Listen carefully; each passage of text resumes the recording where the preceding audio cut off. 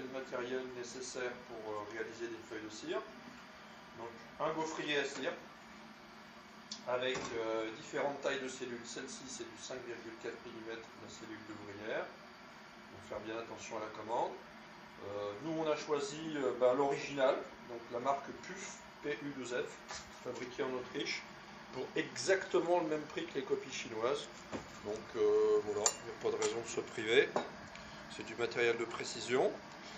Refroidi par eau. Donc l'arrivée d'eau est branchée sur le réseau. Une soupape, une vanne perforée qui fait soupape permet de réguler le débit avec un petit robinet et surtout limiter la pression pour ne pas faire exploser les doubles enveloppes.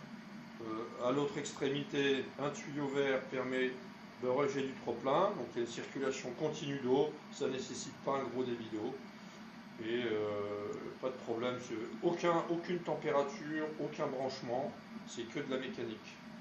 Voilà. À côté, on a choisi de préchauffer nos cires sur une cuisinière à gaz pour aller un peu plus vite. Et ensuite, on les met au bain-marie pour obtenir un 80-85 degrés maxi régulier. Voilà. Donc ça, c'est un truc qu'on trouve dans le commerce pour faire des confitures ou qu'on trouve chez les marchands de matériel apiculture.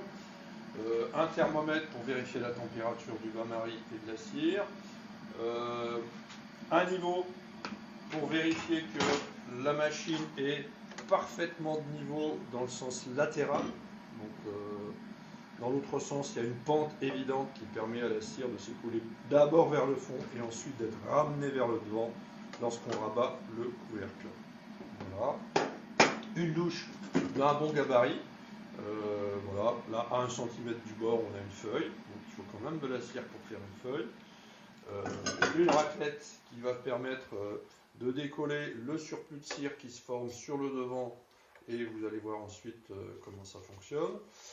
Et enfin, de l'eau additionnée de liquide vaisselle sans excès, tout simplement pour badigeonner les parties inox qui peuvent recevoir de la cire en excès et le nettoyer le plus facilement du monde. Tous les résidus de cire sont récupérés, sont mis sur un égouttoir et de cet égouttoir sont mis à recycler périodiquement dans la cuve et le bain-marie. Donc évidemment, au fond du bain-marie se forme un petit peu d'eau et de dépôt noirâtre d'impureté de la cire qu'on ne va pas prendre à la dernière louche, on la laisse au fond, on la recoule et on la remélange avec d'autres opercules. Voilà, un plan de travail ensuite pour stocker les feuilles de cire.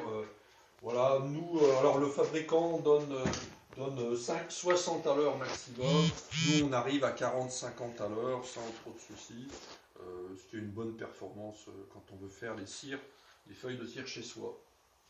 Voilà tout ce qu'il faut comme matériel. On pourrait rajouter une petite palette pour faire le voyage entre le bain-marie et le gaufrier avec la louche pour ne pas en mettre partout. Voilà, petite palette.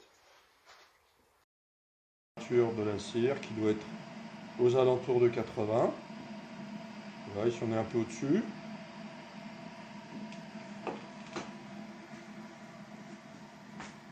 Je vais passer un coup de pinceau avec de l'eau et du liquide vaisselle sur les bords en inox pour rendre le nettoyage plus facile. C'est bon.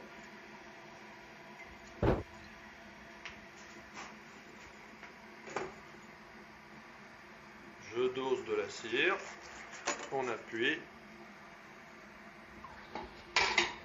et on attend une vingtaine de secondes. On va nettoyer la cire qui déborde légèrement de la plaque avant le démoulage. Au bout de 20 à 30 secondes, on peut démouler.